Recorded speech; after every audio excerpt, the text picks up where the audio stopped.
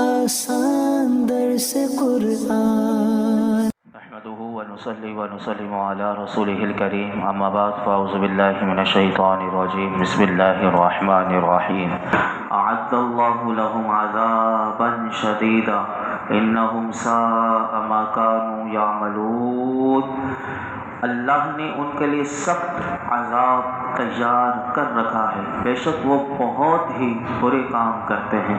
اتخذوا ایمانہم جنۃ فصدوا عن سبیل اللہ فلہم عذاب مہین، انہوں نے اپنی قسموں کو ڈھال بنا لیا ہے تو انہوں نے اللہ کی راہ سے روکا تو ان کے لیے رسوا کر دینے والا عذاب ہے۔ لن تغنی عنہم اموالہم ولا اولادہم من اللہ شیئا، ان کے مال اور ان کی اولاد اللہ کے سامنے انہیں ہرگز کچھ کام نہ دیں گے۔ اولئک اصحاب النار، وہ دوزخی ہیں، ہم فیہا خالدون، وہ اس میں ہمیشہ رہیں گے۔ ان تین آیات کا مختصر خلاصہ یہ ہے کہ اللہ رب العالمین نے منافقوں کا جو طرز عمل جو کل آپ نے سماعت کیا تھا، اس طرز عمل کی وجہ سے فرمایا کہ اللہ رب العالمین نے ان کے لیے سخت عذاب تیار کر رکھا ہے۔ کیوں کہ وہ ان لوگوں سے دوستیاں کرتے ہیں کہ جن پر اللہ نے غضب فرمایا، اور مسلمانوں کے راز یہ دوسروں کو پہنچاتے ہیں اور جان بوجھ کر یہ جھوٹی قسم کھاتے تھے۔ تو فرمایا کہ ان کا یہ جو طرز عمل ہے اس کی وجہ سے اللہ نے ان کے لیے سخت عذاب تیار کر رکھا ہے۔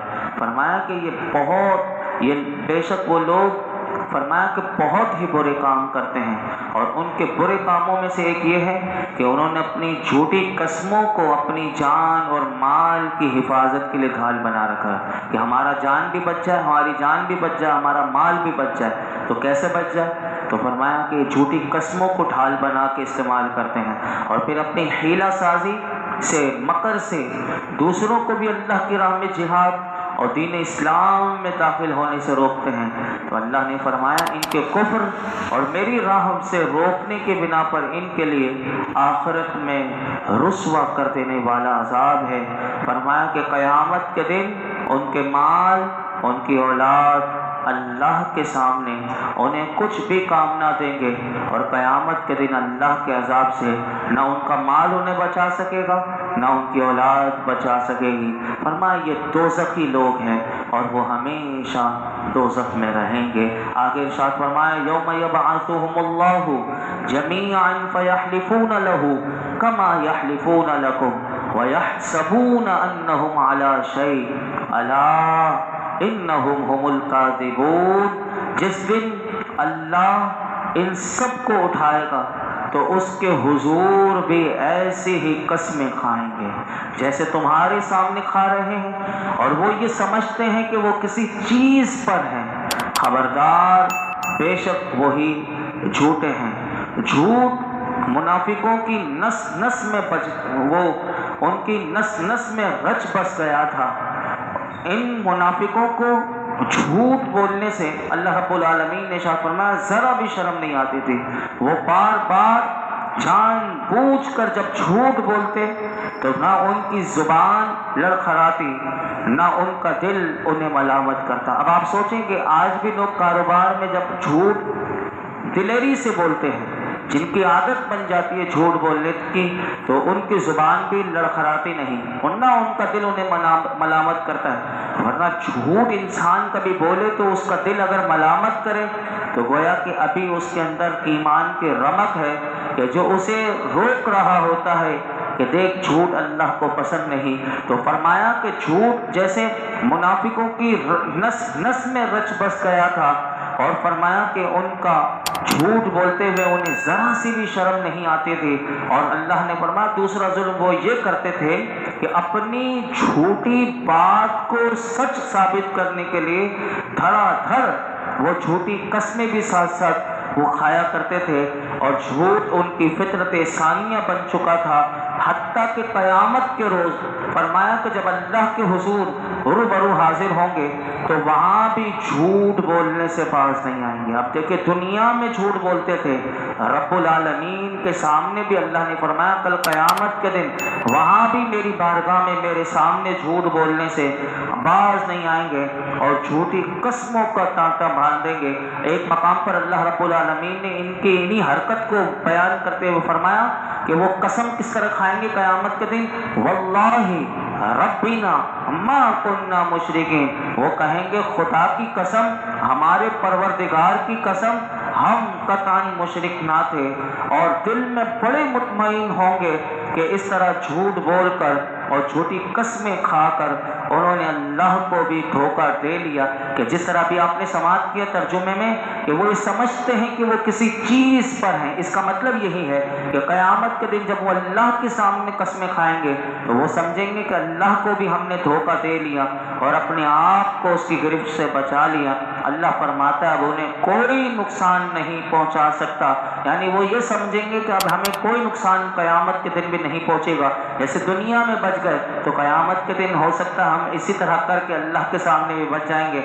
अल्लाह फरमाता है कि फरमाया अला इन्नहुम हुमुल काज़िबून, कि फरमाया कि खबरदार बेशक यही वो झूठे लोग हैं कि ये इतने झूठे हैं ये आखिरत में भी झूठ बोलेंगे और दुनिया में मेरे रसूल के सामने भी इन्होंने झूठ बोला और क़यामत के दिन भी ये झूठे लोग अल्लाह के सामने भी झूठ बोलेंगे। अल्लाह हमें ऐसी मुनाफिकत से महफूज फरमाए और झूठी कस्में हमें खाने से अल्लाह महफूज फरमाए। सच्ची कसम भी नहीं खानी चाहिए, हत्तल इम्कान बचना चाहिए कि बहुत ज़्यादा अगर ज़रूरत हो तो फिर इंसान कसम खाए, वरना कसम खाने से बचे।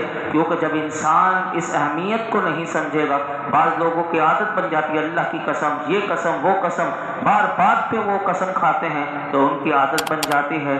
तो इसी तरह ये मुनाफिक क़यामत के दिन यही कहेंगे कि हम तो दुनिया में मुखलिस मोमिन थे, और जैसे वो क़यामत के दिन अल्लाह के सामने मुनाफिकत करने की कोशिश करेंगे, लेकिन अल्लाह ने दुनिया में बता दिया कि खबरदार कि बेशक यही झूठे हैं। आगे सुनिए कि ये किस तरह ये इतनी दिलेरी इनके अंदर कहाँ से आई। अगली बात अल्लाह ने अगली आयत में बताई, फरमाया इस्तहवज़ अलैहिमुश शैतान फअनसाहुम ज़िक्रुल्लाह उलाइका हिज़्बुश शैतान अला इन्न हिज़्बश शैतानि हुमुल खासिरून। उन पर शैतान गालिब आ गया तो उसने उन्हें अल्लाह की याद बुला दी।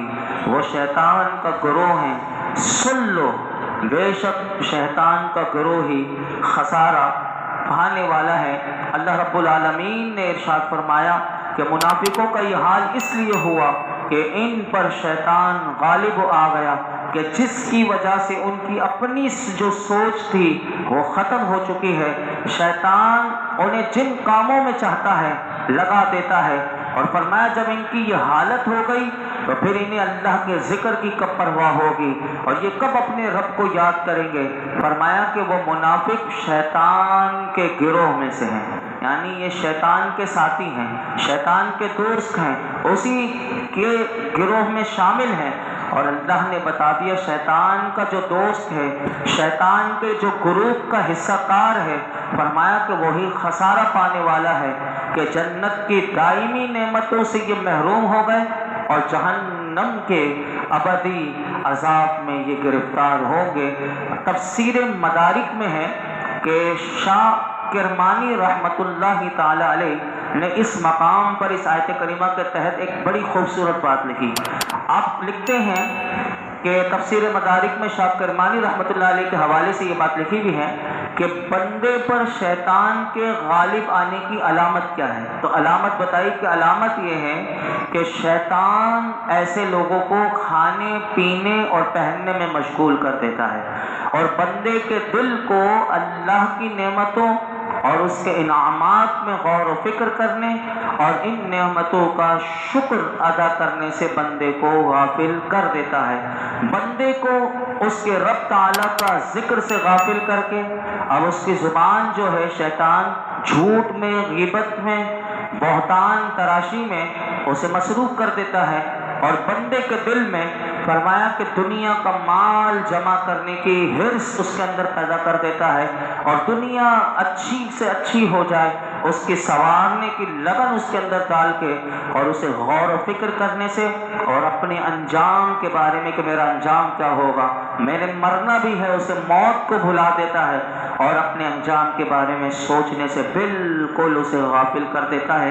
یہ شیطان کا غلبہ اگر جس پر ہو جائے تو پھر اسے رب کی یاد کی توفیق نہیں ملتا۔ ہم ان علامات کو سامنے رکھتے ہوئے اپنے رب کی بارگاہ میں دعا کرتے ہیں، اللہ ہمیں بھی اور ہر مسلمان کو اپنے حال اور اپنے اعمال پر غور کرنے، اور اگر یہ علامات اگر پائی نہیں جاتی تو ہم اللہ کا شکر ادا کریں اور اللہ سے مزید توفیق اور استقامت حاصل ہونے کی دعا کرتے ہیں۔ اور اگر یہ علامات ہم مسلمانوں میں، ہم میں سے کسی میں سے بھی پائی جاتی ہے تو ہمیں یہ آیت کریمہ پیغام دے رہی ہے، یہ تفسیر قرآن ہمیں پیغام دے رہی ہے کہ ہم ہوشیار ہو جائیں اور اپنے اوپر سے شیطان کا غلبہ دور کرنے کی کوشش میں مصروف ہوں، تاکہ قیامت کے دن ایسا نہ ہو کہ ہمیں بھی یہ نہ کہہ دیا جائے کہ تو بھی شیطان کے گروپ میں ہے، جا اس میں شامل ہو جا۔ اللہ ہمیں ایسے برے انجام سے محفوظ فرمائے، اللہ ہمارے حال پر بھی رحم فرمائے، اور ہمیں شیطان پر غلبہ ہمیں نصیب فرمائے کہ شیطان کے اوپر ہمارا غلبہ ہو، نہ کہ شیطان ہمارے اوپر غلبہ کرے۔ اللہ اس سے ہمیں محفوظ فرمائے۔ آگے ارشاد فرمایا، ان الذین یحادون اللہ ورسولہ اولئک فی الاذلین، بے شک وہ لوگ کہ جو اللہ اور اس کے رسول کی مخالفت کرتے ہیں وہ سب سے زیادہ ذلیلوں میں سے ہے۔ اللہ رب العالمین نے ایسے لوگوں کو ذلیل کہا۔ کون ذلیل ہے؟ تو فرمایا کہ وہ لوگ کہ جو اللہ اور اس کے رسول سے عداوت رکھتے ہیں، دشمنی رکھتے ہیں، اور اللہ اور اللہ کے رسول کے احکامات کی مخالفت کرتے ہیں، فرمایا ایسے لوگ جو ہیں وہ اللہ کے نزدیک سب سے زیادہ ذلیل لوگوں میں شامل ہیں۔ یہ رب کا قرآن بتا رہا ہے کہ جو رب کا احکامات پہ نہ چلے، رب کے احکامات اور اللہ کے رسول سے دشمنی رکھے، اللہ نے فرمایا یہ سب سے زیادہ ذلیل لوگ ہیں۔ علماء کہتے ہیں کہ اس سے معلوم ہوا کہ نبی اکرم صلی اللہ علیہ وسلم کی مخالفت یعنی نافرمانی یہ اللہ کی مخالفت ہے، کیونکہ زمانہ رسالت کے کفار و منافقین اپنے گمان میں وہ یہ سمجھتے تھے کہ ہم اللہ کی مخالفت تو نہیں کرتے، اور بلکہ کافر تو کفر بھی کر کے یہ سمجھتا ہے کہ اللہ اس سے راضی ہے۔ البتہ یاد رکھیے کہ وہ حضور پر نور کی مخالفت کرتے ہیں، اور اللہ نے اپنے محبوب کی مخالفت کو ڈائریکٹ اپنی مخالفت فرمایا کہ میرے محبوب کی مخالفت کرنا گویا کہ میری مخالفت کرنا ہے۔ ایک آیت کریمہ بیان کر کے میں اپنی گفتگو سمیٹتا ہوں۔ فرمایا کتب اللہ لأغلبن انا ورسلی ان اللہ قوی عزیز، اللہ لکھ چکا ہے کہ ضرور میں غالب آؤں گا، اور میرے رسول بے شک اللہ قوت والا سب پر غالب ہے۔ اللہ تعالیٰ نے اس آیت کریمہ میں بالکل واضح انداز میں فرما دیا کہ اللہ تعالیٰ لوح محفوظ میں لکھ چکا ہے کہ میں ضرور غالب آؤں گا اور میرے رسول غالب آئیں گے۔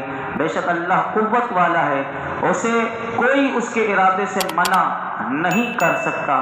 عزت والا، غلبے والا رب العالمین ہے، کوئی اسے مغلوب نہیں کر سکتا۔ علماء کہتے ہیں کہ یہاں آیت میں رسولوں کے غالب آنے سے مراد دلیل اور حجت کے ساتھ یا تلوار کے ساتھ غالب آنا مراد ہے۔ دلیل و حجت کے ساتھ تو سبھی غالب تھے، البتہ بہت ساروں کو تلوار کے ساتھ بھی اللہ تعالیٰ نے غلبہ عطا فرمایا، کہ جیسا کہ میدان جہاد میں دیکھیے کہ اگر دین کے لیے ہو تو وہاں تلوار کے ذریعے بھی اللہ رب العالمین غلبہ عطا فرماتا ہے۔ سورہ مجادلہ کی آخری آیت کل ہم سماعت کریں گے، اور کل کی جو آخری آیت سورہ مجادلہ کی ہے وہ بڑی زبردست ہے کہ کیسے لوگ ہوتے ہیں کہ یہ منافقوں کا حال تو بیان کر دیا، اب مومن کیسا ہوتا ہے۔ اس مومن کے لیے انعامات کیا ہیں، کل کی آخری آیت میں ہم سماعت کریں گے۔ اللہ رب العالمین ہم سب کو قرآن حکیم کا نور اور اس کا فیضان نصیب فرمائے۔ الحمدللہ رب العالمین والصلاۃ والسلام علی سید الانبیاء والمرسلین وعلی آلہ واصحابہ اجمعین۔ یا رب کریم، یا رحمان، یا رحیم، یا اللہ، ہم سب کا نماز اشاعہ کرنا، درود و سلام پڑھنا، درس قرآن سننا سنانا اپنی بارگاہ میں قبول فرما۔ اسے ہماری بخشش اور نجات کا ذریعہ بنا دے، ہماری قبر کا نور بنا دے۔ اے اللہ، درس قرآن کی برکت سے ہماری بیماریاں، دکھ تکلیف پریشانیاں دور فرما۔ یا اللہ ہمارے گناہ معاف فرما، ہمارے ماں باپ کی ساری امت مسلمہ کے بے حساب مغفرت فرما۔ یا رب کریم، منافقوں کی جتنی علامات ہم نے سنی، اے اللہ یہ علامات اگر ہم میں ہو تو دور فرما دے۔ اللہ ہمیں ایمان کامل نصیب فرما۔ یا اللہ اپنے حبیب کا صحیح معنوں میں فرما بردار بنا، ہر قسم کی نافرمانی گناہ سے بچا لے۔ آج تک جتنی دعائیں کی ہیں پروردگار عالم آئندہ کریں گے، ہماری تمام دعاؤں کو قبول فرما۔ ہم سب پر، ہمارے گھر والوں پر، حضور کی امت پر، بالخصوص غزہ کے، لبنان کے مسلمانوں پر اپنا خاص خاص خاص فضل و کرم نازل فرما۔ وصلی اللہ تعالی علی خیر خلق محمد وعلی آلہ وصحبہ۔